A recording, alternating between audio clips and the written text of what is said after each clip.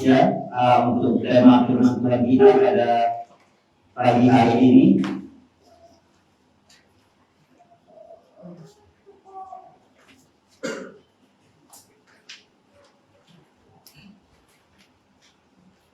Ya, yaitu untuk dikatakan di sana tema firman Tuhan kita pada pagi hari itu hari ini ya, mendapatkan damai dalam rencana Tuhan. Amin. Ya, sama-sama coba kita katakan dulu ya, 1, 2, 3 ya. Mendapatkan damai dalam rencana Tuhan. Amin. Ya, kita mau belajar untuk firman Tuhan pada pagi hari ini, yaitu mendapatkan damai dalam rencana Tuhan ya.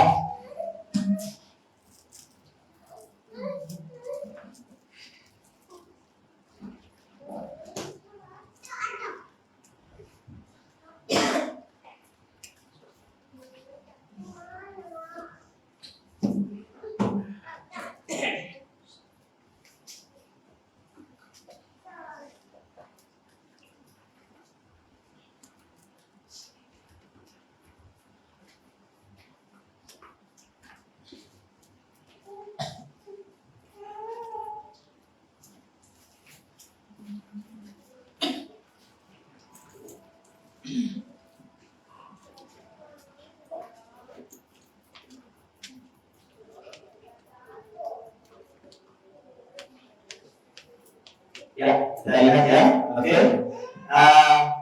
Dikatakan melihat kebenaran firman Tuhan untuk pada pagi hari ini di Yeremia 29 ayat 11. Kalau ini saya ambil dari terjemahan baru, ya. Jadi nanti bisa kita lihat perbedaannya di dalam terjemahan baru sama terjemahan yang lama, ya. Sama-sama kita bacakan untuk firman Tuhan 1, 2, 3 ya.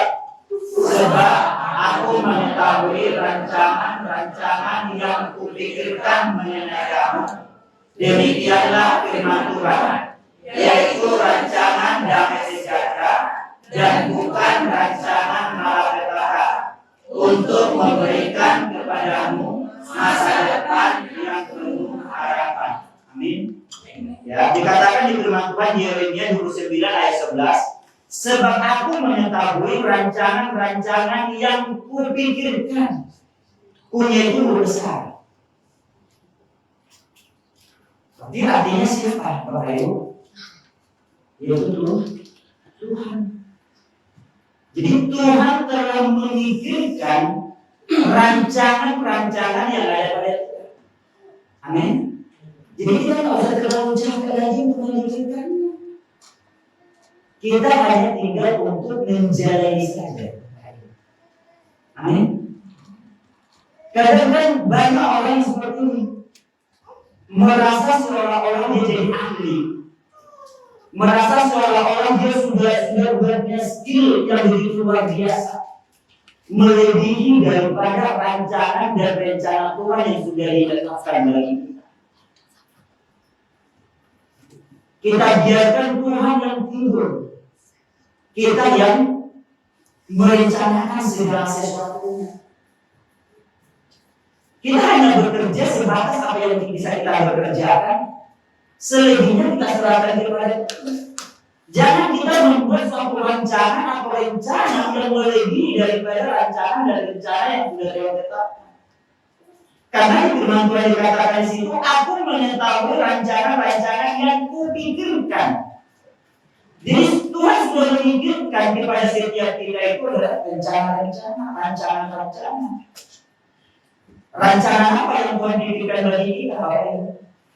Dikatakan di situ adalah demikianlah firman Tuhan, yaitu rancangan damai sejahtera dan bukan rancangan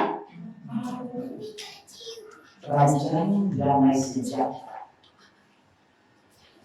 Tidak ada yang lebih tinggi lagi di atas semuanya itu. Ya, rancangan damai sejahtera yang lebih tinggi. Atau mungkin kita berpikiran, saya mau kaya, saya nggak terlalu kaya. Ya, tapi satu pertanyaan, kalau seandainya kita kaya, apakah sudah kita damai sejahtera di dalamnya? Coba satu pertanyaan. Kalau kita sudah kaya, apakah kita sudah damai sejahtera? Belum tentu. Masih ingat nggak yang disampaikan firman Tuhan atau hamba Tuhan yang orang kaya yang punya emas yang banyak? Masih ingat? Firman ini saya sampaikan dari depan. Ya. Sampai nggak bisa tidur, cicak aja yang lewat. Nggak bisa tidur, banyak hartanya. Berarti harta tidak menjamin bahwa kita akan damai sejahtera. Amin. Apalagi di atas daripada itu yang paling ngebut dikejar orang saat ini. Mungkin kamu, ya, kamu.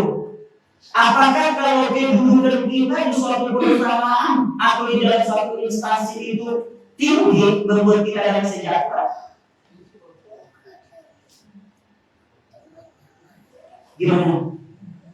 Damai sejahtera tidak kalau kita di suatu pemerintahan itu atau di suatu instansi itu kita punya kedudukan yang tinggi? Apakah itu menjamin kita akan damai sejahtera?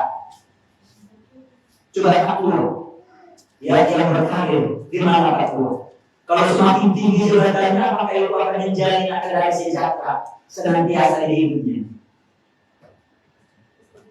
Tidak. Karena saat ini Pak Tua yang lagi diambil.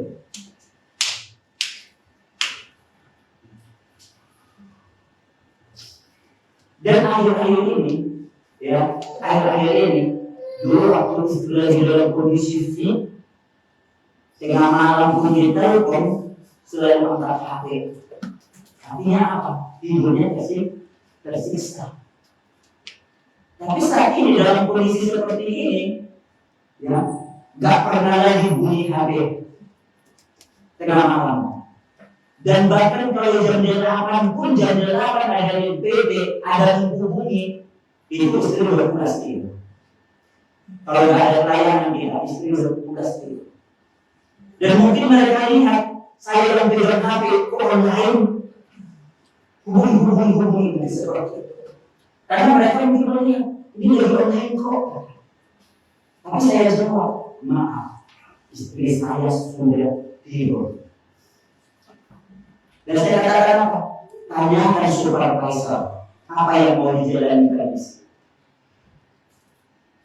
Saya tidak benar dengan saya yang pegang HP. Kenapa? Ya cukup masalah ini saya kondisi pun. Jadi artinya apa? Kedudukan kita yang tinggi bukan menjadi suatu jaminan bahwa kita akan damai sejahtera. Amin. Ya. Makanya dikatakan di situ, yaitu rancangan damai sejahtera dan bukan rancangan malapetaka untuk memberikan apa? Kepadamu masa depan yang penuh dengan harapan. Oke, kita lihat lagi ayat yang berhubungan lagi di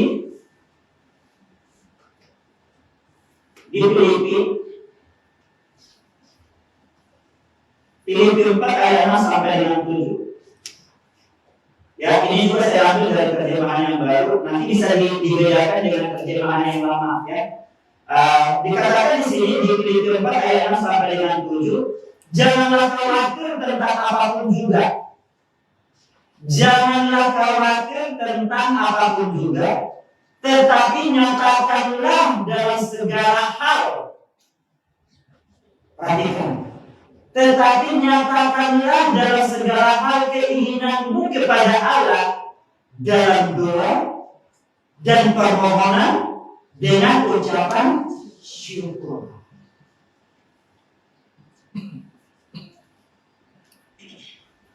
Kadang ada yang terjadi sama kita, ya, ada yang terjadi, mungkin ada sesuatu problema, ada sesuatu yang kita hadapi, kadang kita lupa untuk berdoa. Ya. Kadang kita lupa untuk datang sama Tuhan. Kadang lupa untuk firman Tuhan yang sudah pernah kita baca. Apa yang terjadi? Pertama sekali, kalau ada sesuatu problema, ada sesuatu kekhawatiran, ada sesuatu yang terjadi dalam hidup kita, pikiran kita yang langsung berjalan. Sampai semua orang yang di sekeliling kita juga jadi sadar. Mungkin kurang respon, kurang bertindak, atau kurang yang lain. Jadi salah semuanya. Kenapa? Karena kita bermain dengan pikiran kita. Seandainya kalau dia di sana, seandainya kalau seperti ini, seandainya kalau dia dengar-dengar, kalau dulu seperti ini.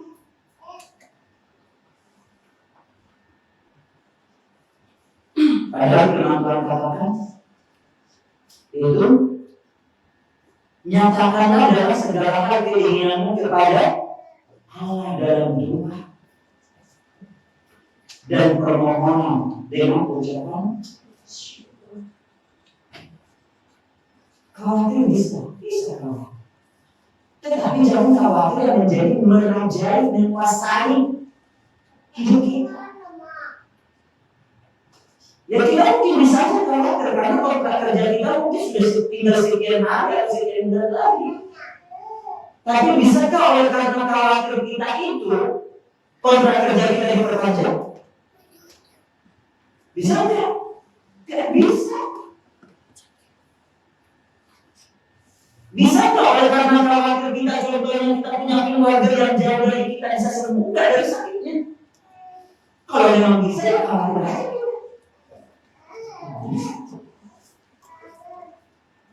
Yang bisa kita lakukan hanya apa yang dikatakan firman Tuhan. Sampaikanlah keinginanmu kepada Allah dalam doa dan permohonan dan dengan ucapan syukur. Gampang, nggak gampang. Tapi kita belajar. Kenapa? Karena apabila kita mengerjakan pun itu belum tentu ada hasil. Kalau kita juga yang melakukan itu belum tentu bisa ada hasil keluarnya gitu. Padahal kita udah capek memikirkannya, udah capek merencanakannya, sudah rasa kusut dan tidak mengalami yang namanya damai sejahtera. Tapi hasilnya juga tidak ada. Jadi ngapain kita berbuat capek? Amin. Yang Tuhan suruh kerjakan apa? Berdoa. Sesudah itu kan naikkan permohonanmu dan ucapkanlah syukur. Ya, dan di ayat 7 juga dikatakan apa? Damai sejahtera Allah yang melampaui segala akal akan memelihara hati dan pikiranmu dalam Kristus Yesus. Artinya apa? Waktu kita sudah sampaikan di dalam doa, sudah sampaikan permohonan di hadapan Tuhan, kita sudah ucapkan syukur walaupun hasilnya belum kelihatan. Artinya apa? Dalam sejahtera Allah sudah turun di atas hidup. Itulah yang melampaui daripada segala akal dan pikiran.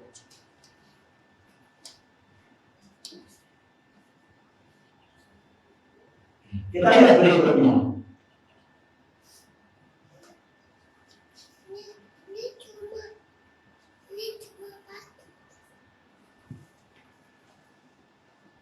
Oke, kalau kita perhatikan tadi itu ada referensinya ada di Yeremia 29 ayat 11. Kalau kita baca berikut di dalam Alkitab, itu Yeremia 29 itu adalah tentang orang Israel yang ada di dalam perbuatan di dalam perbuatan bandel.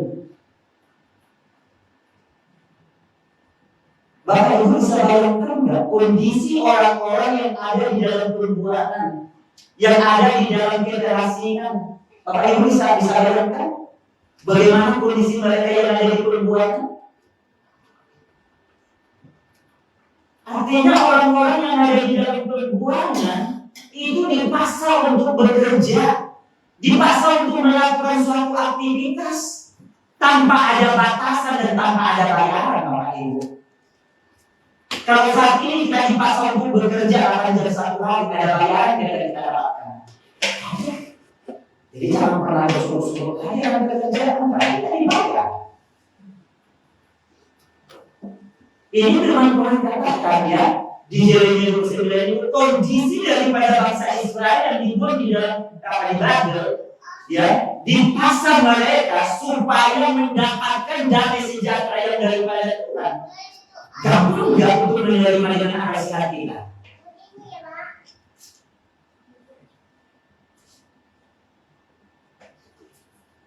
Atau contohnya seperti ini Bapak Ibu.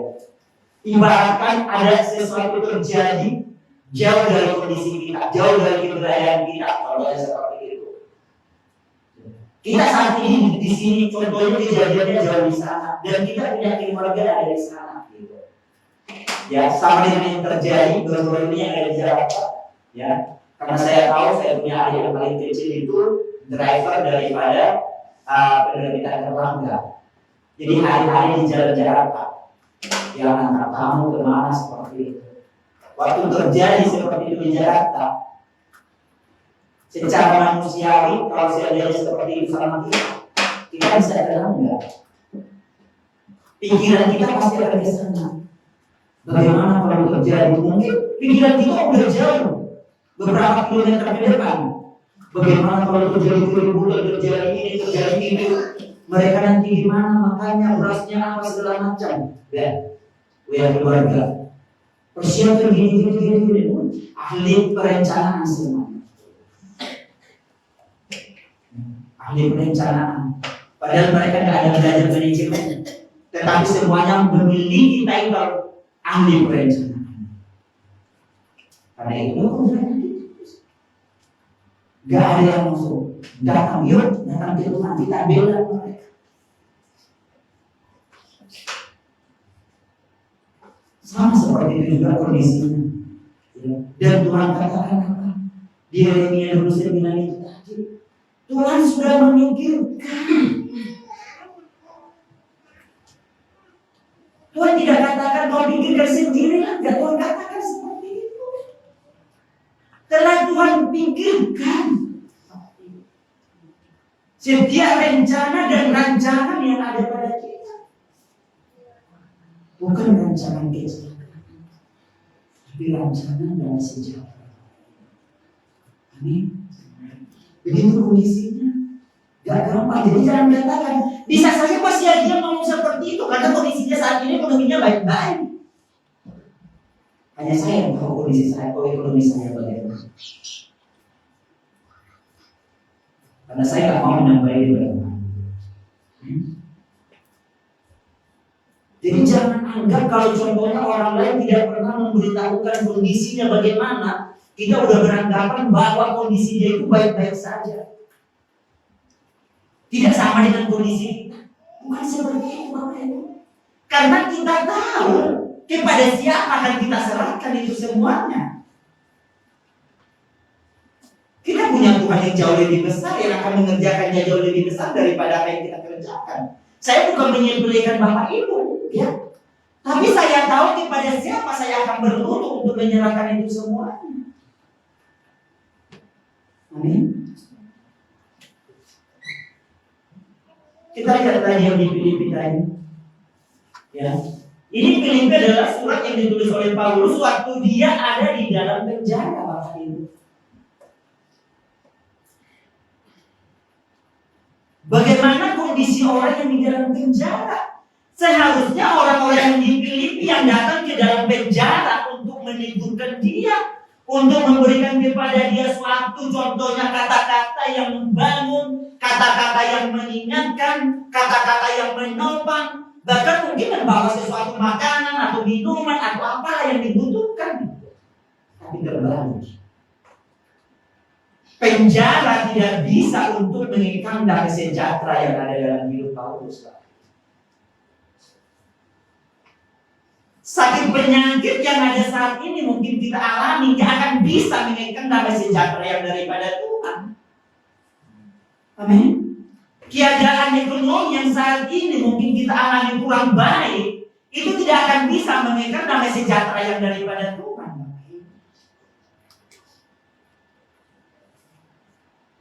Jadi jangan katakan, karena kondisi saya tidak baik-baik saja, ya damai sejahtera tidak ada. Jadi bermanfaat kata.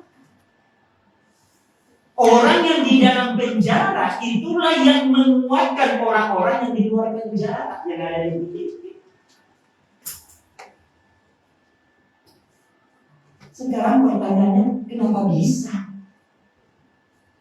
Jangan kita cari alasan, contohnya, oh dia kan karena seperti ini, dia karena seperti ini, dia udah ikut Tuhan kayak ini. Jadi kita gak ikut Tuhan. Pertanyaannya yang harus mau kita tanyakan, kenapa Paulus bisa, kita nggak bisa? Masalahnya di mana? Kesalahannya ada di mana? Sama-sama Paulus sudah terima Yesus, kita juga sudah terima Yesus. Paulus murid Kristus, kita juga semuanya murid Kristus. Atau ada yang tidak murid Kristus di dalam ini? Itu yang menjadi pertanyaannya. Amin. Oke, sekarang kita lihat.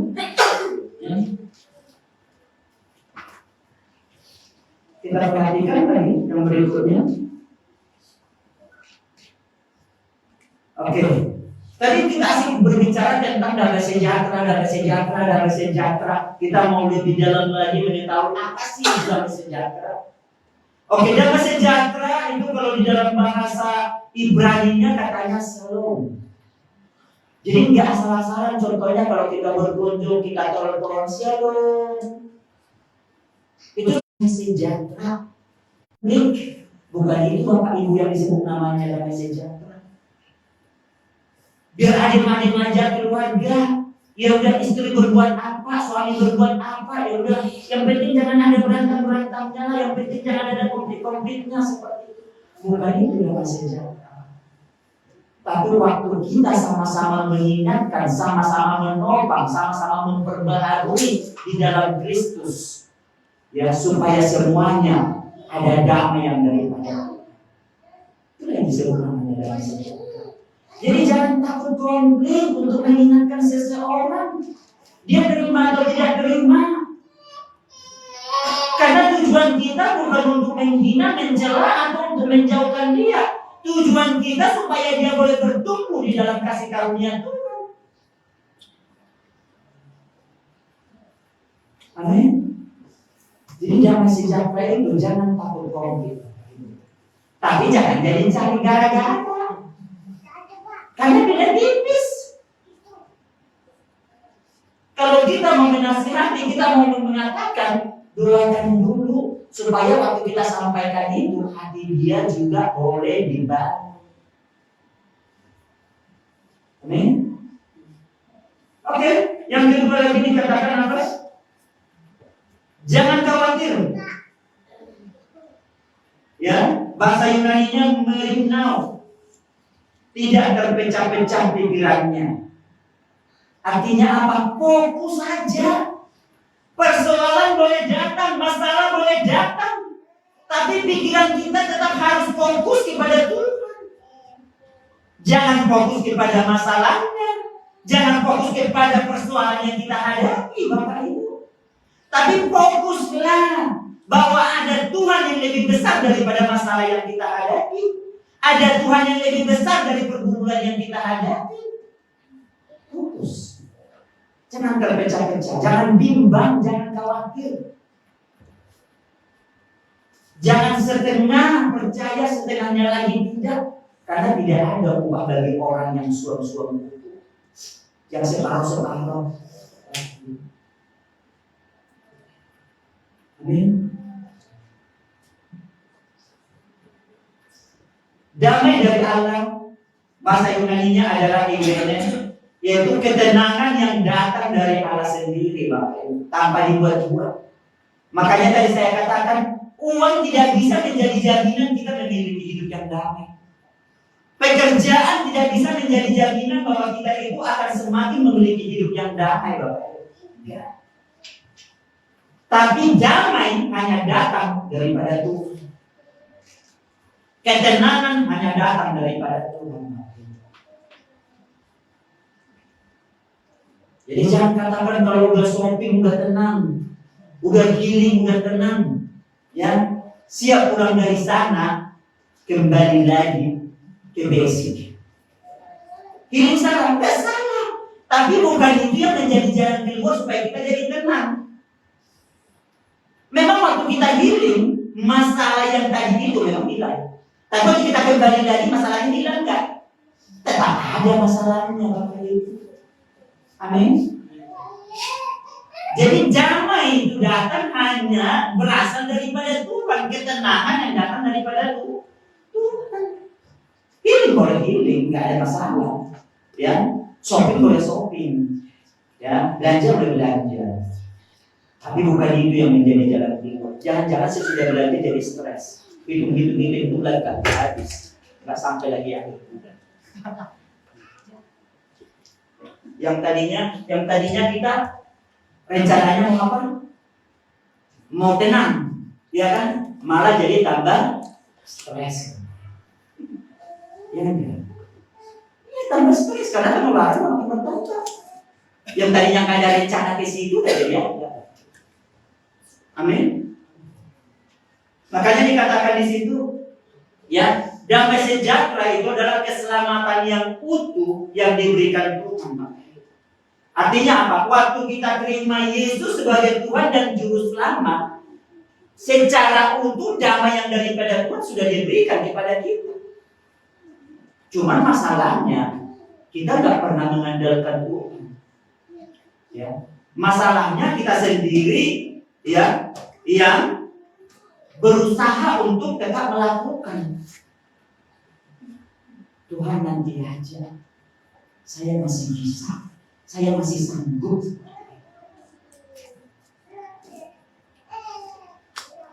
Padahal itu sudah komplit, paket komplit Bapak Ibu diberikan. Keselamatan yang sudah Tuhan berikan kepada kita, di dalamnya sudah mencakup ada damai sejahtera yang daripada Tuhan. Ada kesehatan di dalamnya, ada keamanan di dalamnya, dan ada kemakmuran yang daripada Tuhan. Jadi tidak bisa dipisah-pisahkan. Ya, udah komplit. Kita sering kan cari paket yang komplit. Ini ada paket komplit daripada Tuhan. Damai sejahtera yang daripada Tuhan itu udah komplit. Keselamatan ada. Apalagi kesehatan ada, keamanan ada, dan kemakmuran ada Bapak Ibu. Komplit kan? Satu kesatuan yang tidak bisa dipisahkan. Amin. Sekarang kita lihat yang berikutnya.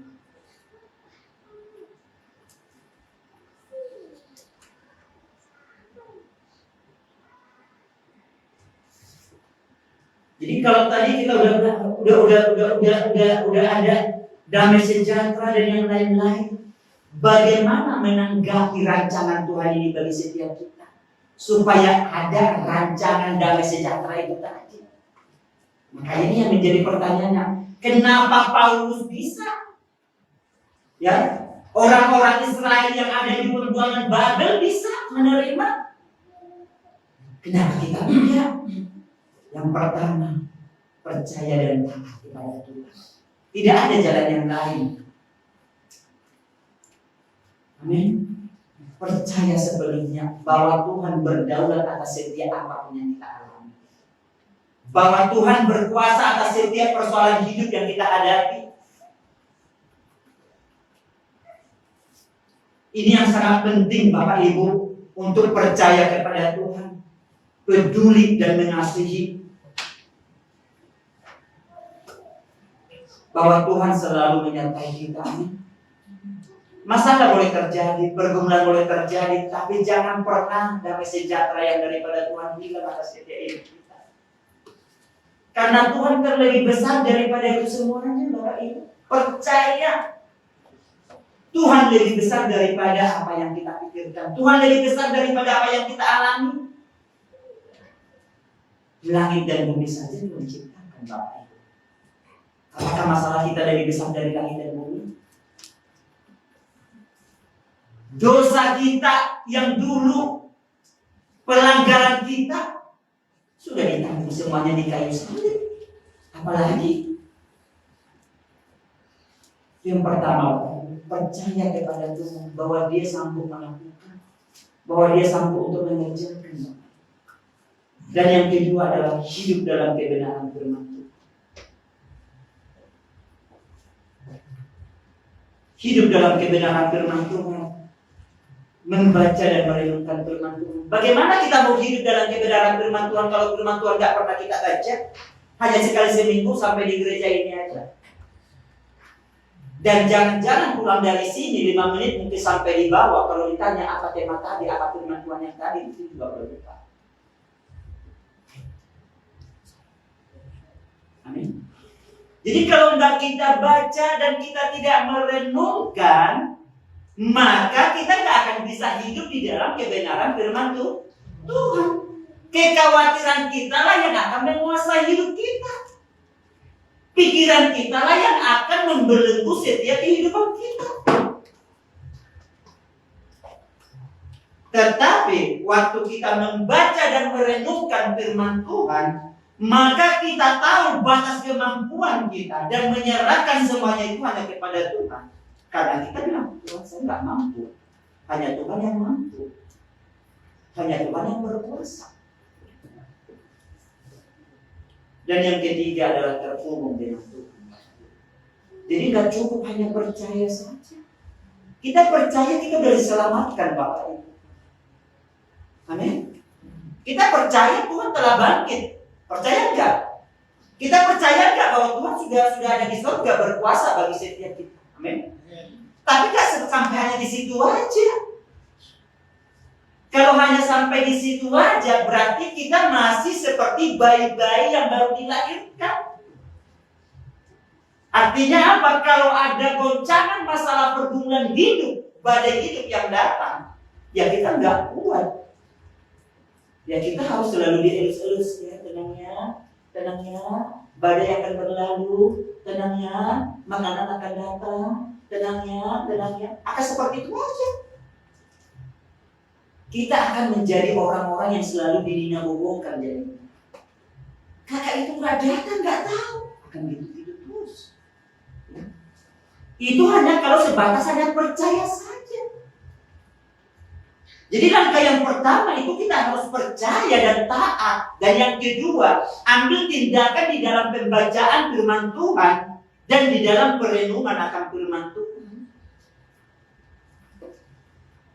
Sama seperti ahli berkata. Waktu teman-temannya datang untuk menguatkan dia, sampai keluar kata-kata yang kasar dari mulutnya. Karena bukan kalian aja yang mengalami ini. Pasti seperti juga kita kalau orang datang mengunjungi kita. Saya udah seperti ini, kalian hanya enak aja ngomongnya gini-gini aja. Tetapi waktu kita baca firman Tuhan dan merenungkan firman Tuhan, kita akan dapati kekuatan yang daripada Tuhan untuk setiap masalah pergumulan kita. Sama seperti yang dikatakan. Selama ini saya hanya tahu Tuhan itu dari apa kata orang. Tapi saat ini saya sudah mengetahui dan sudah mengalami sendiri. Artinya apa? Harus kita alami sendiri Tuhan itu.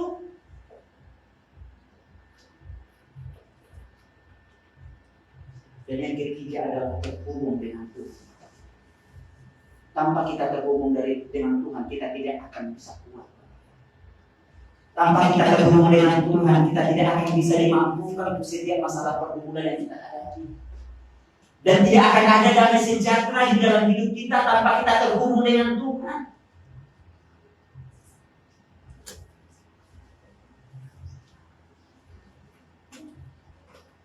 Ini yang terutama. Kita harus selalu terhubung dengan Tuhan. Kita harus selalu connect dengan Tuhan. Bagaimana caranya kita bisa connect dengan Tuhan kalau kita tidak pernah ada jadwal doa, tidak ada doa di rumah, tidak ada doa korporat? Saat tidur hanya 5 menit.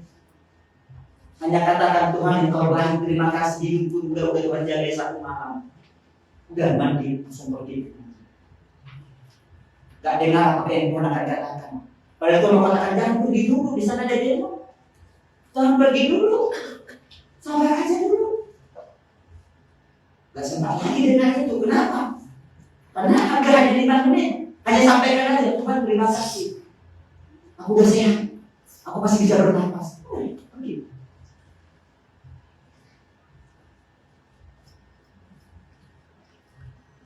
Ini yang terutama. Terhubung dengan Tuhan. Bagaimana kita caranya terhubung dengan Tuhan? Sehat-sehat. Tidur pribadi kita masing-masing. Berapa waktu yang bisa kita berikan di dalam Tuhan? Bapak Ibu yang perlu jawab masing-masing di dalam Tuhan. Karena selalu saya katakan setiap kita punya waktu 24 jam satu hari.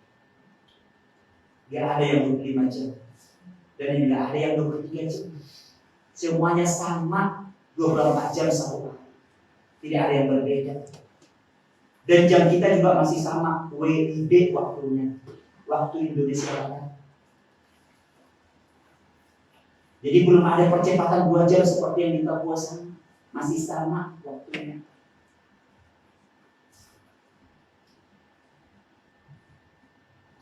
Amin. Kenapa saudara kita seberapa? Jam berapa mereka pagi-pagi sudah kedengaran suara ini?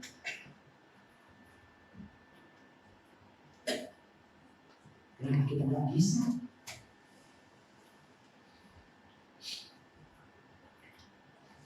Ada pernah satu orang teman sepelayan waktu di Medan, dia bilang seperti ini, saya nggak mau mereka mendahului saya untuk berjumpa dengan Tuhan saya. Artinya apa? Saya nggak mau dibisikkan dengan suara-suara mereka. Jadi sebelum mereka bising, segera saya dulu dengan Tuhan saya. Jadi kalau saya sudah siap, terserah kalian mau ngapain situ. Mau jumpa lagi di situ terserah. Penting saya sudah berurusan dengan Tuhan saya. Berarti jam berapa dia berurusan?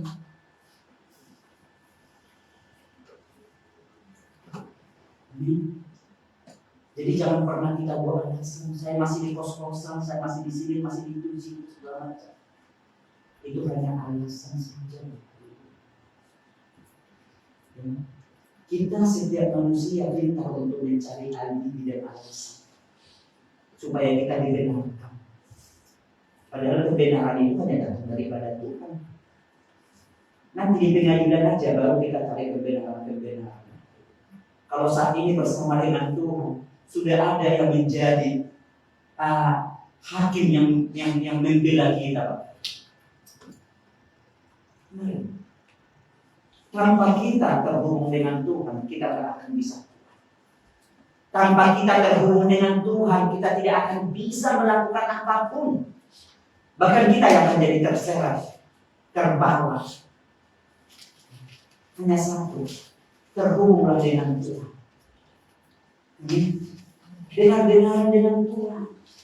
Gak salah kita sampaikan kepada Tuhan apa yang menjadi keluh kesah kita. Tapi dengarkan apa yang Tuhan mau katakan kepada kita. Jangan kita ngotot minta ini padahal bukan ini yang menjadi damai sejahtera bagi kita. Amin. Jangan ngotot minta mobil padahal nyetir juga nggak bisa. Atau jangan ngotot minta mobil untuk beli motor pun nggak bisa. Gitu. Kita bukan nggak berjalan dalam iman Bapak Ibu, tapi jangan memaksa. Nanti jari kita juga yang jadi sakit. Kita salahkan lagi Tuhan. Berkat yang daripada Tuhan tidak akan pernah membuat kita sakit penyakit, Bapak Ibu. Berkat yang daripada Tuhan tidak akan pernah membuat kita itu menjadi kesusahan. Berkat yang daripada Tuhan tidak akan pernah membuat kita itu jatuh di dalam dosa, Bapak Ibu. Di dalam setiap pencobaan-pencobaan.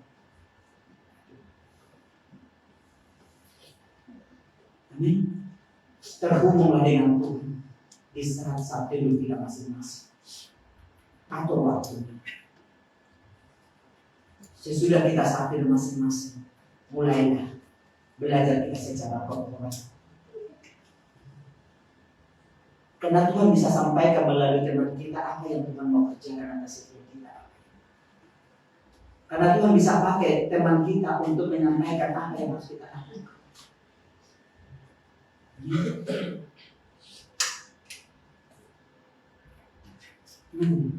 Pertama percaya kepada Tuhan dan taat.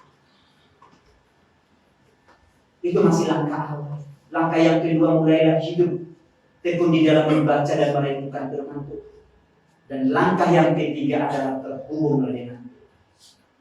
Waktu kita terhubung dengan Tuhan, maka ada damai sejahtera yang daripada Tuhan selalu menaungi kita, selalu menjaga memelihara kita.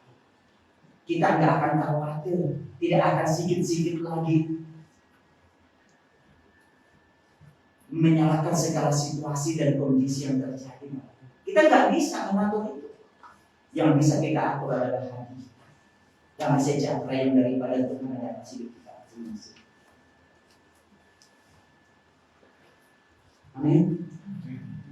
Berikutnya dikatakan sifat-sifat rancangan yang daripada Tuhan. Makanya tadi saya katakan rancangan yang daripada Tuhan, berkat yang daripada Tuhan, itu sifatnya baik dan penuh harapan Bapak Ibu. Sifatnya baik dan penuh harapan. Amin. Tuhan memiliki rancangan yang baik bukan buat kita, bukan rancangan yang celaka Bapak Ibu. Rancangan damai sejahtera yang Tuhan berikan atas setiap kita, bukan rancangan kecelakaan.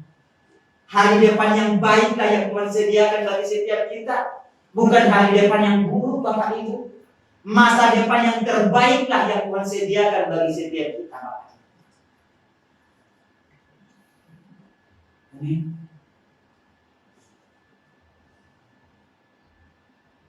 Tuhan memberikan kepada kita dengan harapan, sukacita dan berkat, bukan pernah menjadi rancangan kecelakaan bagi kita.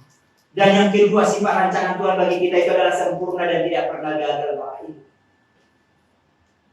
Rancangan Tuhan selalu sempurna dan tidak akan pernah gagal sekalipun manusia mengalami banyak proses dan kesulitan Bapak Ibu.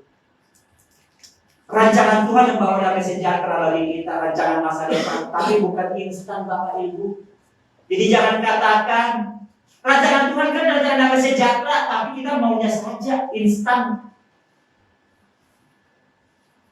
Sama seperti tadi saya katakan, kalau seandainya Tuhan berikan kepada kita mobil, padahal kasihnya aja juga nggak ada, kita nggak bisa bawa, apa nggak membuat kita jadi stres juga?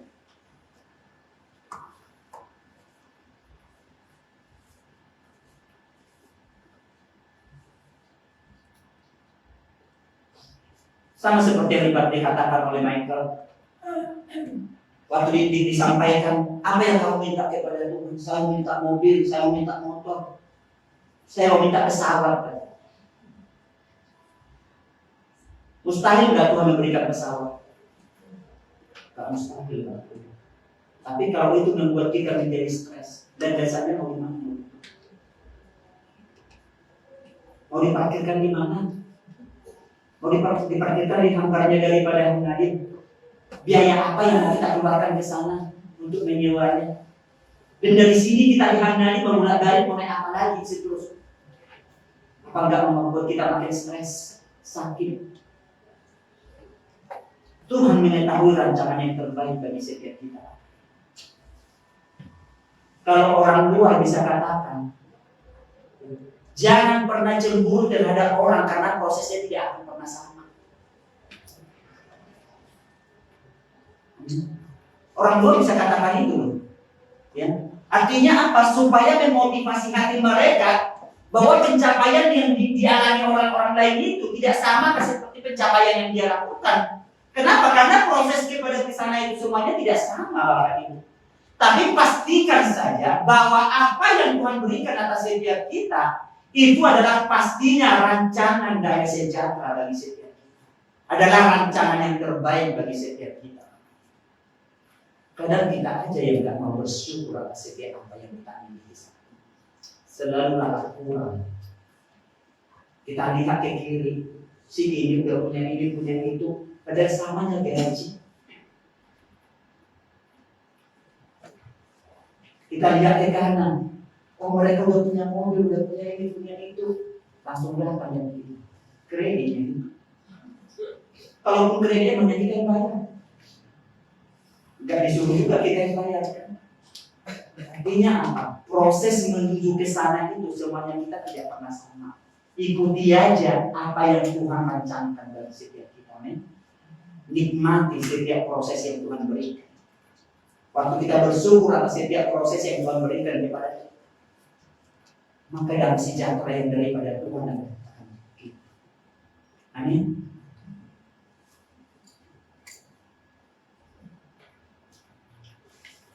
Kita perhatikan di Yesaya 26 ayat 3. Yesaya 26 ayat 3 dikatakan di situ, yang teguh hatinya kau jaga dengan damai sejahtera sebab kepadamu lah ia percaya. Artinya apa? Perlu keteguhan hati. Perlu keteguhan hati. Jangan terombang-ambing mendengar kiri kanan apa yang akan dikerjakan, apa yang akan dilakukan.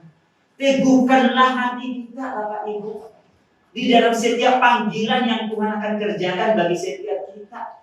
Di dalam setiap apa yang Tuhan akan anugerahkan bagi setiap kita. Dan di Yohanes 14 ayat 27 dikatakan, damai sejahtera ku tinggalkan bagimu, damai sejahtera ku berikan kepadamu. Dan aku memberi kepadamu tidak seperti yang dunia beri. Janganlah gelisah dan gentar. Makanya berbeda damai sejahtera yang diberikan dunia ini dengan damai sejahtera yang diberikan oleh Tuhan. Dunia bisa memberikan kenyamanan, bisa enggak? Bisa. Dunia bisa memberikan kedamaian, enggak? Bisa. Tapi damainya damai yang bagaimana? Yang penting tidak konflik lah. Itulah damai yang berasal daripada dunia.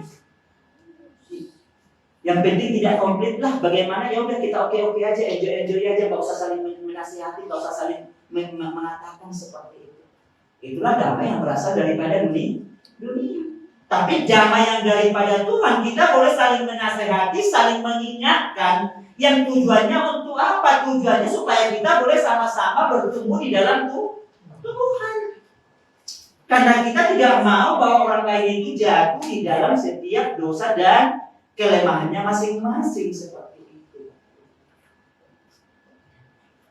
Makanya dikatakan damai sejahtera ku tinggalkan bagimu. Artinya damai sejahtera itu sudah ada. Betul nggak Bapak Ibu? Damai sejahteranya sudah ada. Sekarang kita mau ambil nggak damai sejahtera yang daripada Tuhan itu? Karena Tuhan katakan damai sejahtera ku sudah ku tinggalkan bagimu. Damai sejahtera aku sudah kuberikan kepadamu. Sudah diberikan Bapak Ibu. Jadi kau usah minta lagi Tuhan berikan damai sejahtera.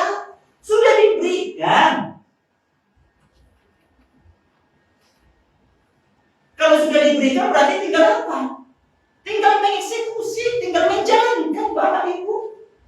Gak usah lagi memohon Tuhan berikan aku damai sejahtera.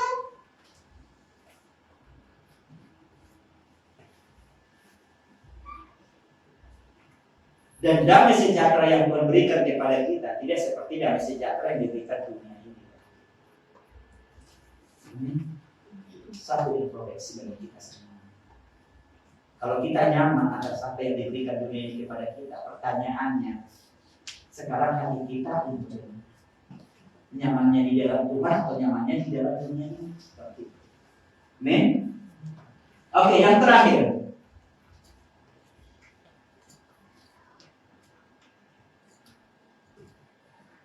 Damai Allah bukan hasil situasi Bapak Ibu, tetapi buah daripada penyerahan diri.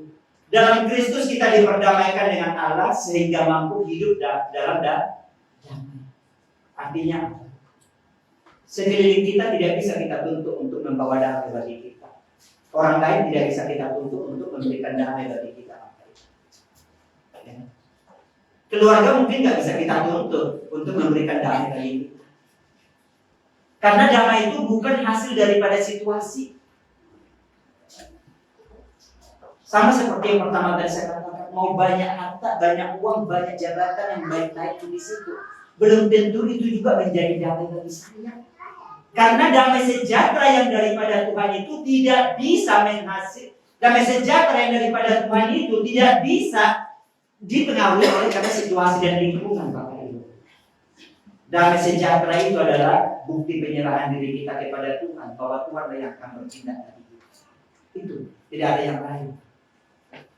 Karena di dalam Kristus kita sudah diperdamaikan dengan Allah, sehingga mampu hidup dalam damai. Sehingga mampu hidup dalam damai. Artinya apa? Kita sudah dipersatukan dengan Tuhan. Amin. Kita sudah diperdamaikan dengan Tuhan. Awalnya kita tidak bisa berdamai dengan Tuhan. Kenapa? Karena kita penuh dengan dosa. Kita penuh dengan kejahatan. Kita penuh dengan tipu-tipu muslihat. Sedangkan Tuhan itu adalah Tuhan yang kudus. Tetapi waktu kita terima Yesus sebagai Tuhan dan Juru Selamat kita sudah mengakui bahwa segala dosa pelanggaran yang kita lakukan semuanya telah disucikan di dalam Tuhan. Artinya apa? Kita sudah diperdamaikan. Waktu kita sudah diperdamaikan dengan Tuhan, saatnya kita bisa berdamai dengan orang lain. Saatnya kita bisa berdamai dengan keluarga. Saatnya bisa berdamai dengan tetangga. Saatnya kita bisa berdamai dengan orang yang menyakiti kita sekalipun. Jangan jadi ngelabrak. Jadi jangan katakan, aku gak terima. Terima gak terima harus siap. Karena kan ada banyak orang itu. Aku gak terima digituin. Aku gak terima seperti itu. Artinya apa? Berarti belum ada damai yang daripada Tuhan. Mau apapun situasi yang terjadi atas kita, kita harus mampu hidup berdamai dengan orang lain. Itu intinya. Itulah damai sejahtera yang daripada Tuhan. Kehidupan orang percaya yang damai menjadi kesaksian di tengah dunia yang gelisah.